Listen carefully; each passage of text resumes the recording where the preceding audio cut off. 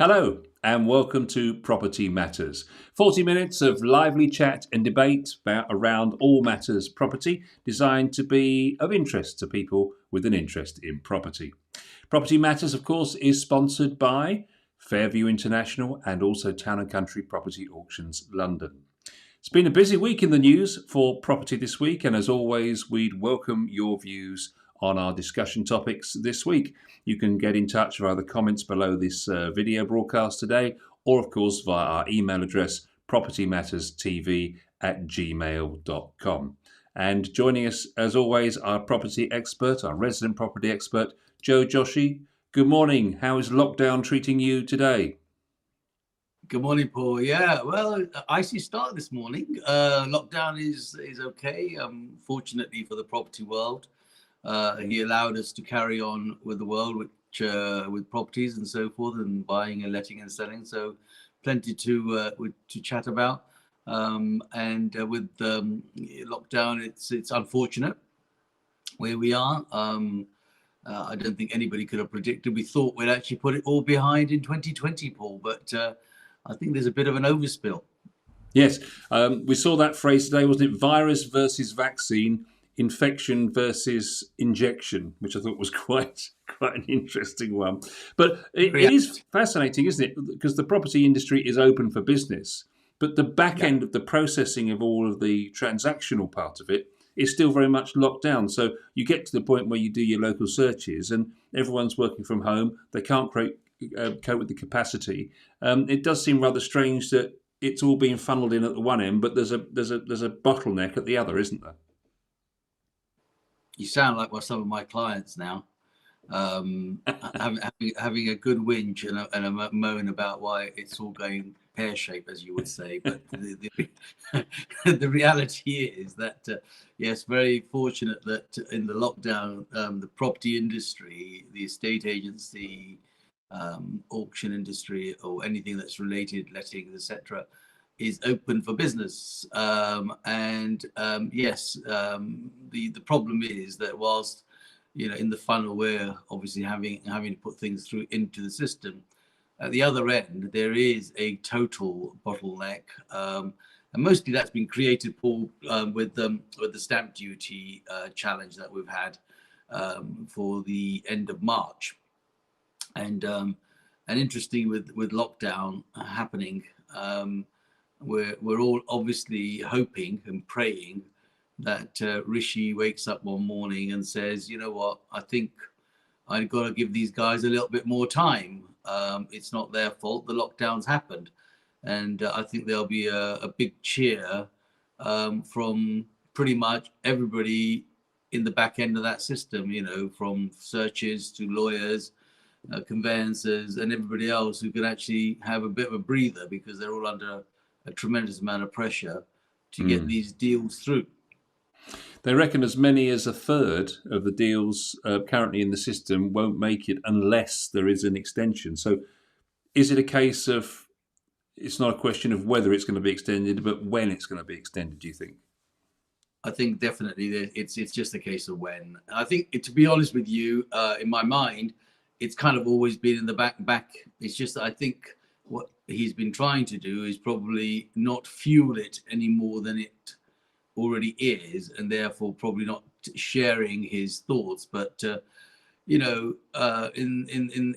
1 year and a bit that the government have been in place, there have been lots of things that they've actually had to do which they probably would never normally do, and this is probably another one. And I know the political pundits call it U-turns, but and it's easy to say that when you're sitting on the other side of the fence. But there have been unprecedented situations and circumstances that have been put in front of all of us, not just the government, but each individual. We've all got to make U-turns in our lives at this moment in time as to what is the next thing to do and what's the right thing. One day you'll think you're going this way, and the next day you're being told you can't go that way.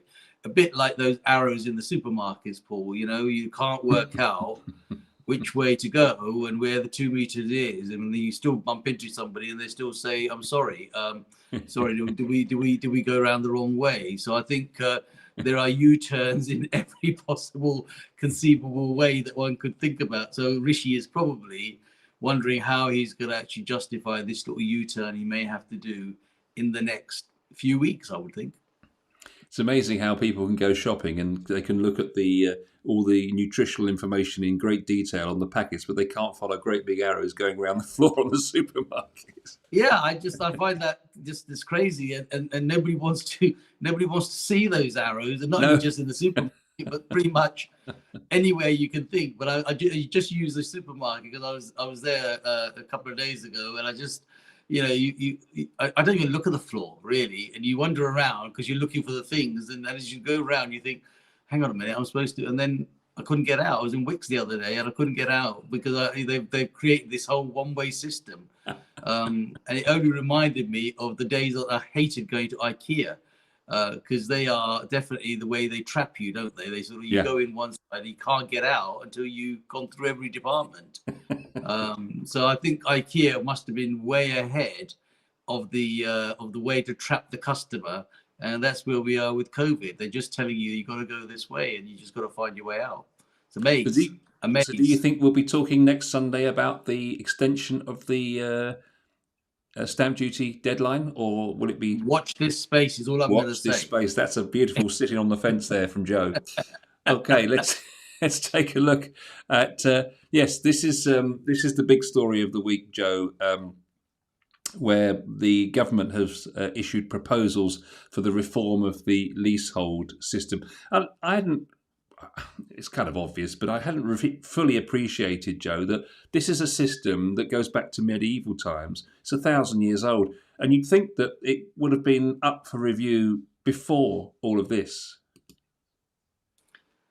Yeah, I know I look aged, Paul, but there's no need to sort of add the 1,000 years there and be medieval in any shape or form. But you're right. We are the United Kingdom. We are British. We like old things, old style of dealing things, and of course, it doesn't come to the forefront until somebody brings it to the forefront. So time for a change. This is a very interesting subject and an interesting topic, and there's a lot to cover, I suppose. I'm not going to say that I'm the expert on this, but I will certainly give you a general consensus of my views as to what happens and how I've always seen, and this, and I'll try and do it in sort of layman's term, because I only understand layman's term, not going to sort of say that there is some technicality, and that's why the legal eagles are always there to try and do that. And that is probably the underlining point that I'm going to make, Paul. It's the legal eagles. You must always get the small print read when looking at leases, but we'll come back to that. So the government and the people have been trying to reform the leasehold issue that has existed for 100,000 years, or whatever the period you've just aged me by, and the reality is that the long and the short of it, Paul, is that who owns the land that the property is built on? That's what it really comes down to. So when you're buying a freehold property, you're buying a property that you buy the land that it is. So imagine a plot of land that you're actually buying, and that plot of land is yours, and then you decided to construct a property on that, and that property is yours. Of course, it's yours if you paid all the cash for it and there's nothing outstanding, but it's normally the lenders until such time as the mortgage has been paid on. That's the way the system tends to work. When it comes to building blocks of flats or multiple occupants above on that same plot. So imagine you buy a plot and then you find that you've decided to build a block of flats, and there's 10 flats in that block, or in some cases there's hundreds and thousands of flats, but let's just take 10 flats as an example here. The problem is always about who owns the land. So that's when the leases were created. So leases were created in some cases back in the days of 999 years. And in some cases, it was 99 years in the early days. But then they went up to 125 years, and they've been varying from, time to time over the 40 years. I've seen all sorts of size. But the freeholder owns the ground, and for the purpose of owning that ground and letting you have the privilege of your property on it, he charged a ground rent. And that's why the ground rent existed. So it was a duty, another way of sort of saying, well, actually, I've allowed you to build a flat, or you own a flat within this block, and for the privilege of being in that, you got to pay me a £50 or £100 a year ground rent for justification that he exists as the freeholder of that plot. Where that's caused a problem, the biggest problem is when the leases tend to run short. So the old rule of thumb was 2.5 times term, for example.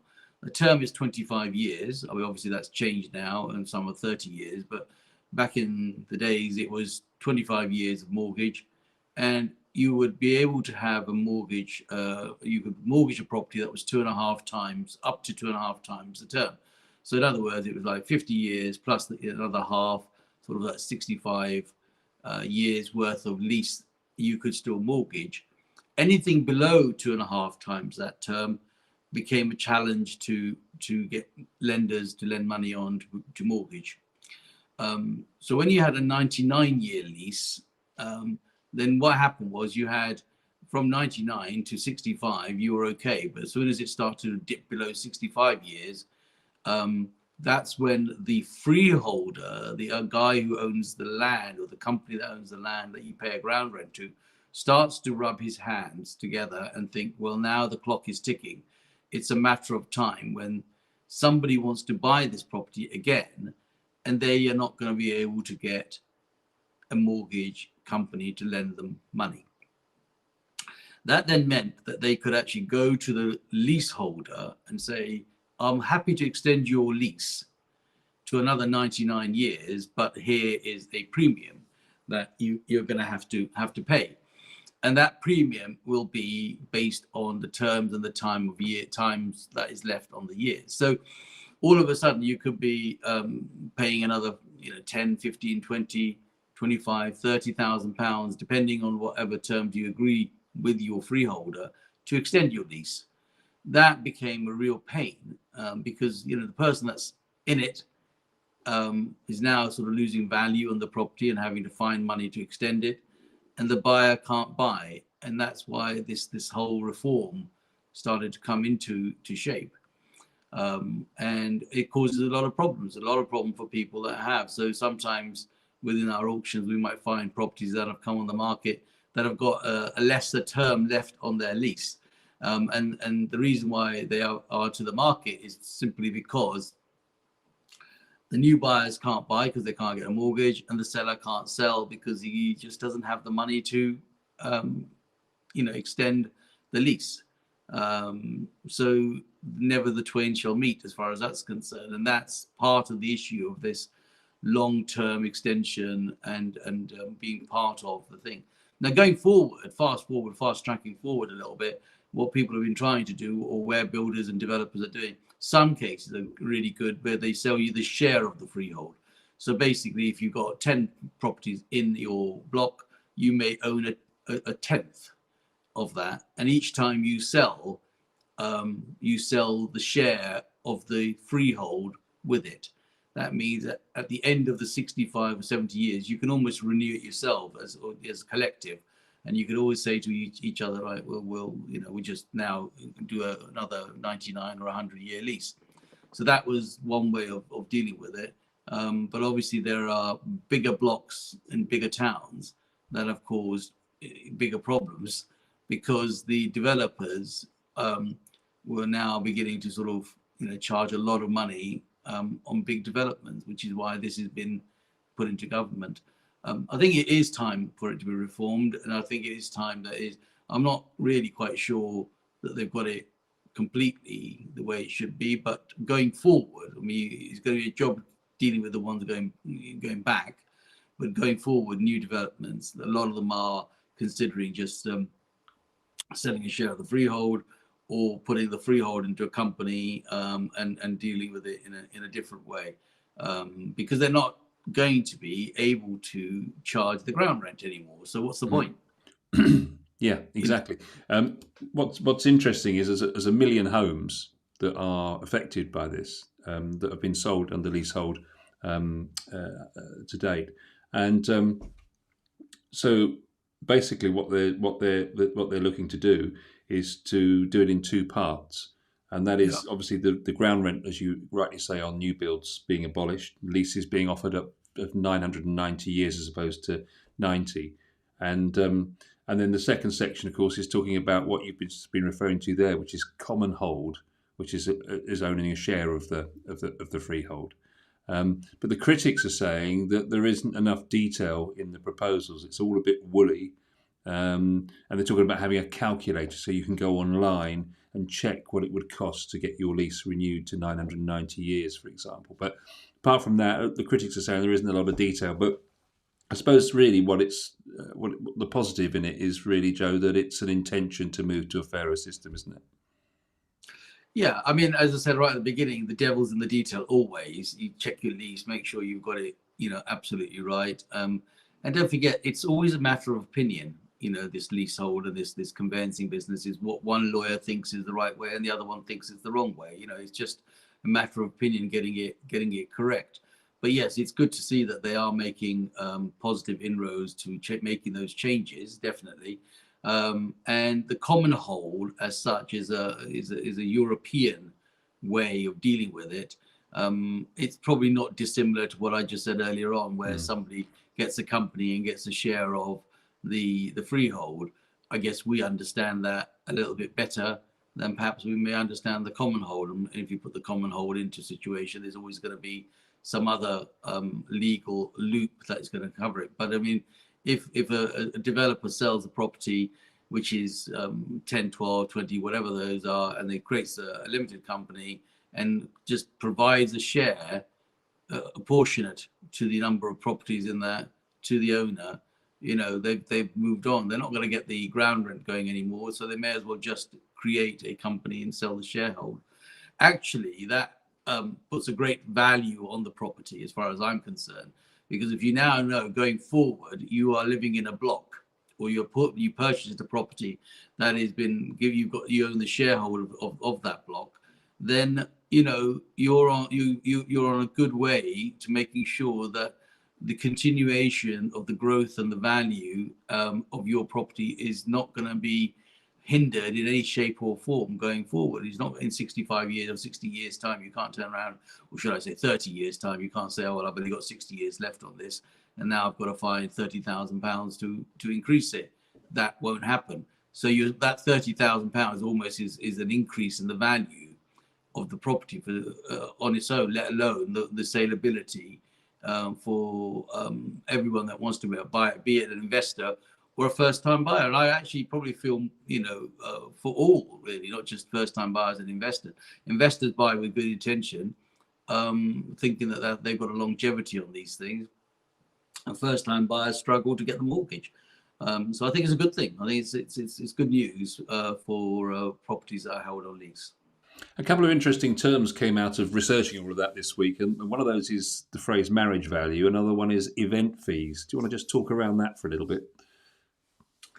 Yeah, I mean, marriage value is exactly what we've just talked about. The value in terms of it, holding a better situation when common hold or a share is going to happen in terms of that.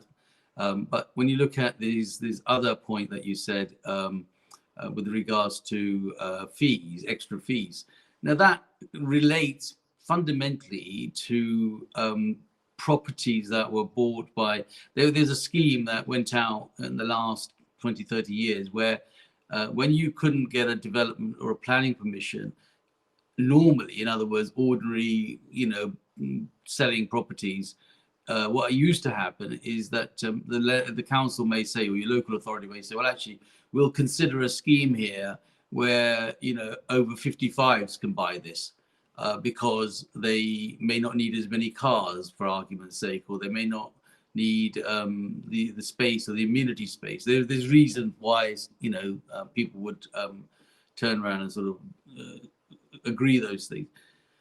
those, when it comes to selling, had some caveats in them, and have some caveats in them. And that is that basically, if you decide to sell, because you got it at a better price, I think that's what it's always down to money at the end of the day.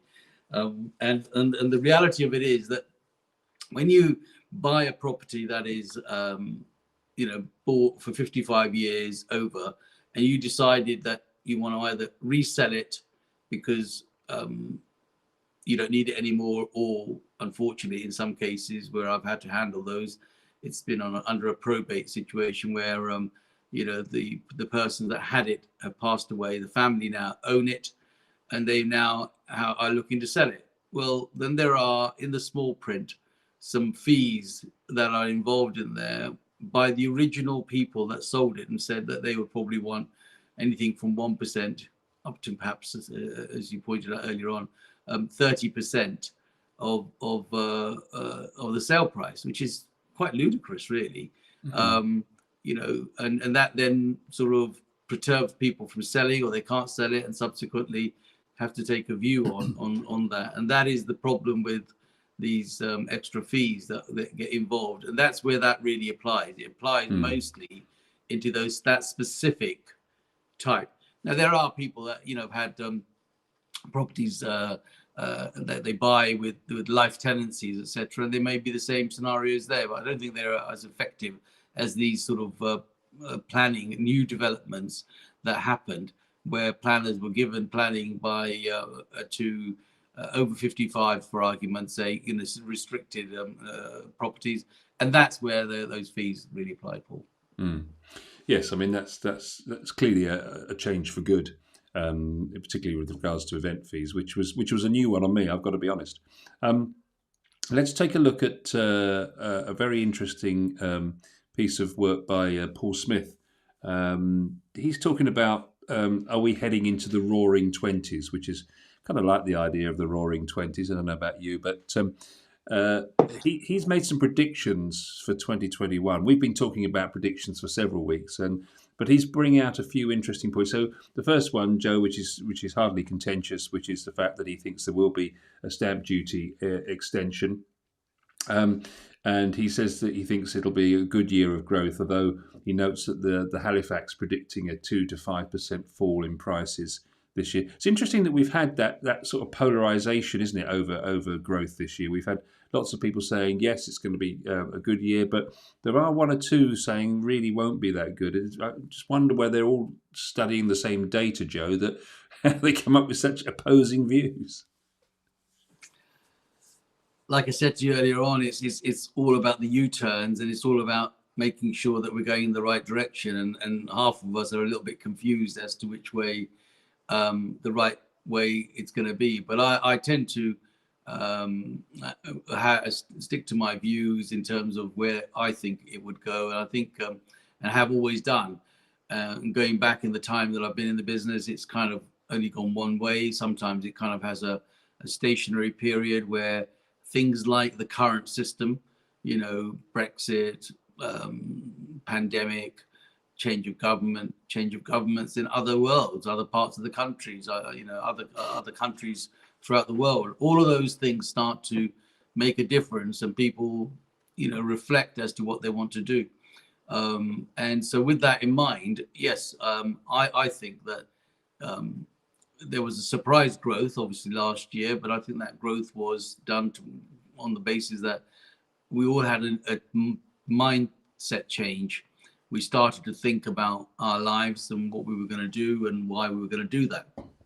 And this year is a continuation of that, because the pandemic has done that. And yes, there are some people who will say that, it's not going to be as big a growth. On the other hand, I think that, it may be a steadier ship, but I think the growth will be still going up rather than going backwards. And whatever the data they're looking at, that same data you can reflect in 11 months' time, Paul, and you'll probably find that they've made a U-turn, funny enough, and decided that it's gone in the other way, purely because where we are. The good things are, obviously, Brexit was done. And otherwise, this year, we would have had absolute carnage, in my mind, if that still was if we'd left without a deal, and we'd, had no sort of future direction as to what was going on, then I think personally we would have had carnage on our hands. But thank God that got out of the way. So the only thing that we've really got to sort out is this pandemic, and get these vaccinations out. Mm. It looks as if many are predicting that we'll have a great first half of the year, and then once the stamp duty deadline is taken away, then it won't be such a successful second half, which will average out somewhere around between 2 and 5%, I guess, growth in the year. It's interesting actually because Paul Smith actually mentions that. He says that Brexit will, excuse me, steady the market. But he also points out that he says that by June, that unemployment will reach 7.7%, which is 2.6 million people out of work. And most of those jobs will be in things like hospitality, retail, manufacturing. And that's more likely to hit the rental market rather than the purchase market. Yes, I mean, again, hospitality industry, my heart goes out. I mean, not just from a personal point of view, but just generally. I mean, it's just been decimated in every possible way that one could think. And it's just not the industry, it's everything that's related to it. It's a bit like, if that was a property industry, then everything that's related to it, kitchens, bathrooms, the whole works. And there's a saying for the hospitality industry. I've many of friends who have banqueting halls and pubs and clubs and bars and things that they've invested in over the years who are just sitting there shut down. Staff are in a bad shape because they can't shift either way. They just want to get on with it. I mean, it's what they do. They people go into business of these kind of businesses because it's what they like and it's what they love. And right now, that has been completely destroyed for them. Apart from the mental health issues that it's creating for those that are having to sit at home and sort of just look at the four walls when they prefer to go to perhaps the pub and have a pint and chat. So the old adage of the public house was, designed for social connection, interaction. It was designed in the villages and so forth that people can go and download their own thoughts, over a pint, and so forth. And that all of that is not there. I mean, the only downloading, the uploading is happening on the computer right now.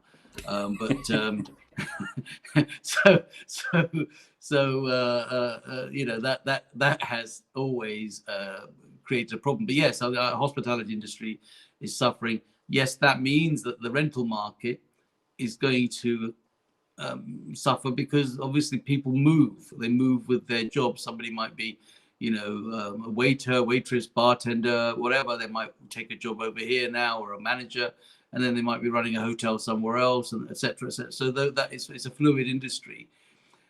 The industry is also on a standstill, Paul, for what it's worth, because people can't physically afford right now to just shift the situation, the legislation the government's put out, and I know why they've done that. They do not want homelessness to be added to the issues that they've already got on their plate. So things like evictions and so forth have been moved forward. I mean, only this week they have just announced that the evictions will not happen until after March, or any hearings will not happen. And there lies another problem for the landlords, the guys who, want to collect their rent, but the tenants, bless them, who in some cases are genuine, in some cases are not genuine, I have to say. But in some cases, the ones that are genuine have lost the job, not in a position to pay their rent, can't leave there, and can't, so it's again a real issue that is going to be dealt with. It will come clean probably by the end of 2021, fingers crossed. But it's still a huge mountain to be climbing at this moment. And as a result of that, he's also predicting that repossessions, once the furlough scheme ends, repossessions will rise substantially. And secondly, there's going to be more investment in second properties because obviously, with government borrowing reaching 394 billion, they're saying, for this year, which is 7 times more than they thought it was going to be for 2021. inevitably they're going to have to raise taxes, and the only place they're going to go for that is pensions and savings. So you can see the argument here that Paul makes is a very valid one, that people will just take money out of savings. They'll look at repossessions, they'll see good value properties on the market, and they'll put their money into property.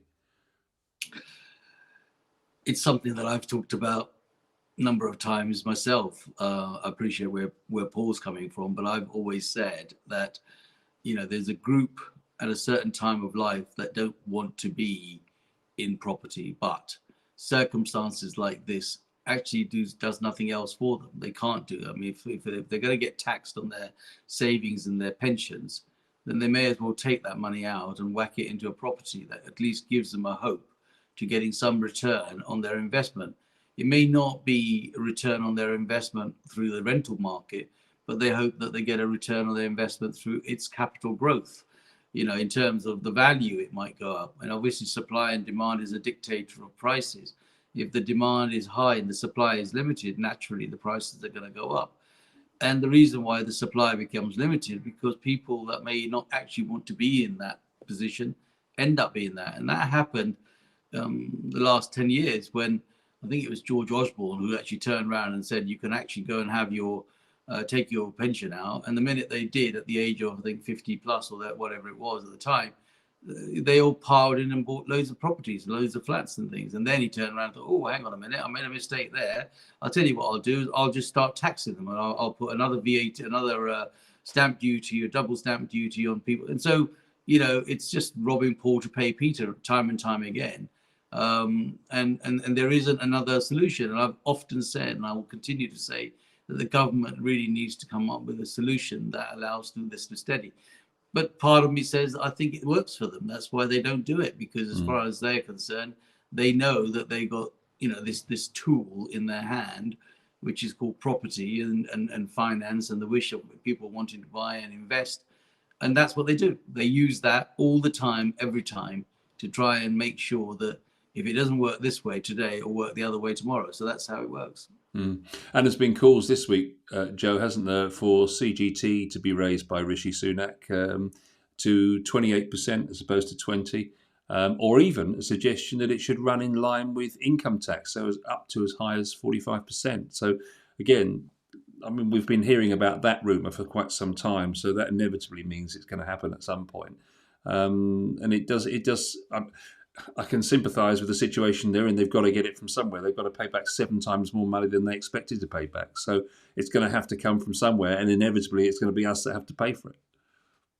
Well, it's us and perhaps, the kids behind us, really. It's a long-term thing.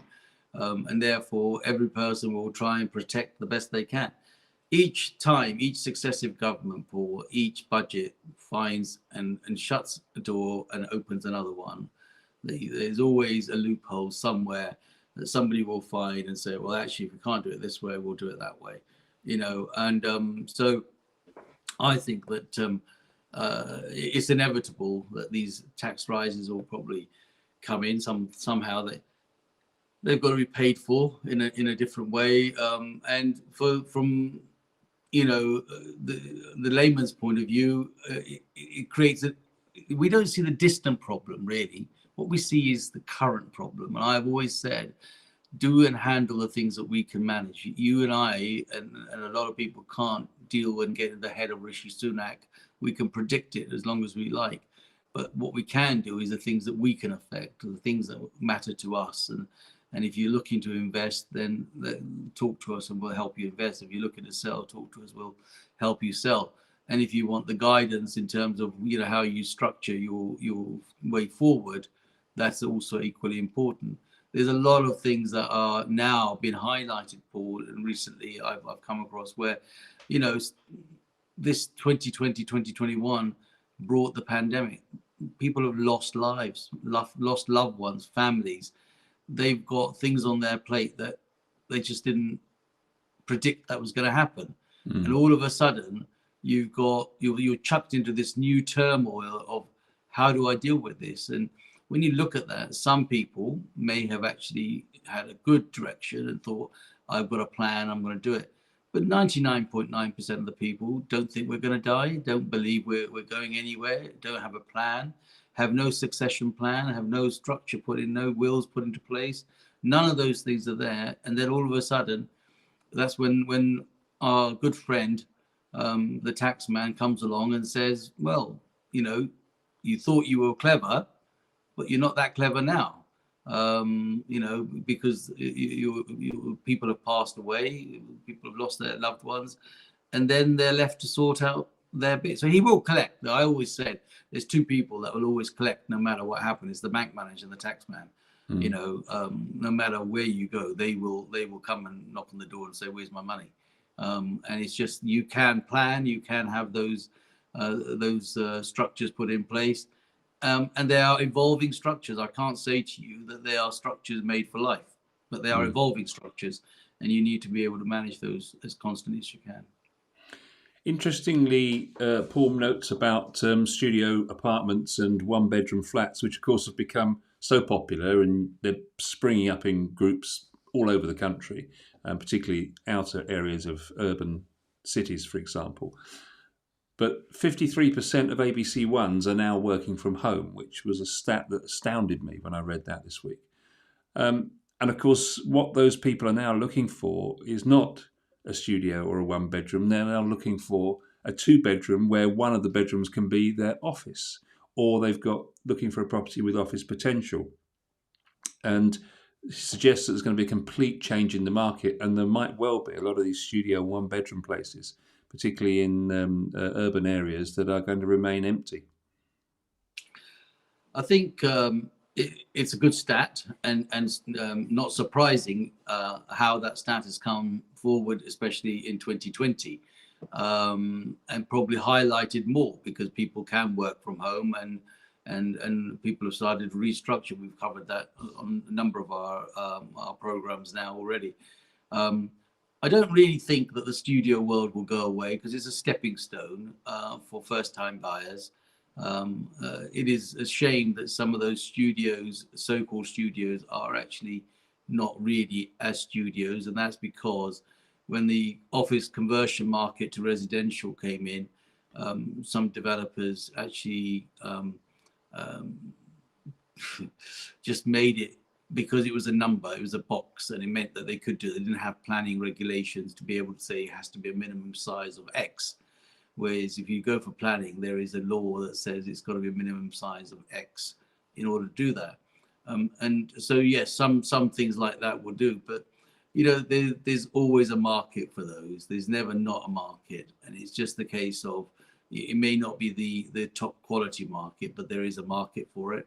But I agree with you, and I agree with the stats that going forward, people's mindsets have changed, and developers are going to have to change their view as to what they produce. And certainly, one-bedroom apartments with an office or a study would be certainly the way to go. Or, as you say, people will buy two bedrooms, knowing that they got one. Traditionally, they used to buy two bedrooms because it meant they could, if times ever sort of fell hard, they could always rent one room out and get some sort of income towards supporting their own outgoings. Sure. So the same would apply. So historically, it's always been there, but in a different way. It's probably been there for support, and now it's going to be there for business, business, to work on it. So the benefit of the two bedroom has always been is a good thing to have. But what you got to say is I just don't think the studios will die. I think it's always going to be a stepping stone for first-time buyers, and in a funny sort of way, it actually might do them a favor, because if there is a surplus of those, they will be sold at a lower price, so that it gives them a chance to step on the property ladder. You mentioned commercial property there, and that's one of the other predictions in this report this week from Paul Smith, talking about the fact that a lot of commercial landlords, of course, are now sitting on large properties that used to have big companies in them, or they've terminated their agreements with these companies, and they're going to have to do something with these properties. And the suggestion is that they will, of course, make them into residential under extended permitted development rights. But there is a worry that the stock isn't of habitable quality. Let's just put it like that in many cases. Yes, because what permitted development rights does, it gives them the opportunity. Is they've not got a lot of satisfaction to do, but it gives them an opportunity of maximizing what they can get and what they can get away with. The fortunate or the unfortunate thing is governed by lending, I'm going to have to say. So anytime that somebody's looking to do a conversion that converts an office block or some sort of retail or whatever space they've got, they must try and make it a minimum of sort of 35, 36 square meters, because anything less than that, lenders won't lend money on. So whilst scrupulous people might turn around and say that, they'll certainly take that on board, because I know of many that have done that before and now really can't sell or resell those to first-time buyers, because first-time buyers actually can't get lending on it. So it goes to the open market under auction, and in auction, an investor buys it who's just going to rent it. So, you do limit your buyers and your chance to increase those. So a lesson has been learned, and I'm sure they'll take that on board. But I accept that they are normally not as a good quality. But having said that, I've seen many that have done a fantastic job. It's just about who buys it, Paul, to be honest with you, and who thinks they're going to milk it. But the good thing is that it's good to see that they have some parameters, not so much from the council, but from the lenders. So if you put something too small, the chances are you're not going to get a mortgage on it. Talking of lenders, that's the last point that Paul makes, is about the mortgage lenders needing to be a bit more flexible in the products that they offer. And he reports that and predicts that there'll be an increased rise in the popularity of interest-only mortgages again. Joe, how do you feel about that one? I think that's always going to be there, Paul. I mean, in an ideal world, it makes it more cost-effective for people, interest-only mortgages. And some people have taken a view that by the time they get to that point, they've done their life and they're not that bothered. But yes, there are those that say, I want to own it and I want to clear it and so forth. So they will continue, and it makes it affordable, Paul. That's the thing. That first-time buyers are in a position to take an interest-only mortgage. You start taking a capital repayment mortgage, and it is just far cry from reality. So when people have got all these outgoings at this moment in time, interest-only mortgages are attractive. Okay, the people that really make them are the lenders, but it also means that potentially people can get on the property ladder. They can at least get some sort of capital growth on their investment. And they've got a home and an ideal place that they want to make their own home. So it's not a bad thing in my mind. I think it's a great thing that people at least have the chance. They took it away for a while, but I think it's good that it's coming back, and it will certainly help the first-time buyers to get on their first foot on the run of the ladder.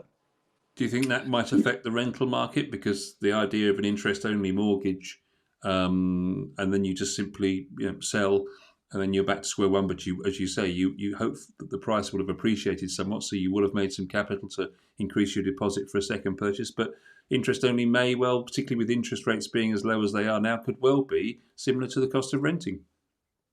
To be honest with you, it's often cheaper than the cost of renting. And so, but the only reason that it doesn't actually happen is the criteria. It's always subject to status, and of course somebody's status may not match the criteria that is required to borrow the money in order to do it, and hence they end up renting. But yes, where the possibility exists, they will certainly probably take the option of interest only. I was just going to say, we got you as Paul Allen. I mean, this other fella, Paul, seems to have interrupted our show quite a bit really today. And I mean, who is this alien Paul that keeps coming into our conversation today?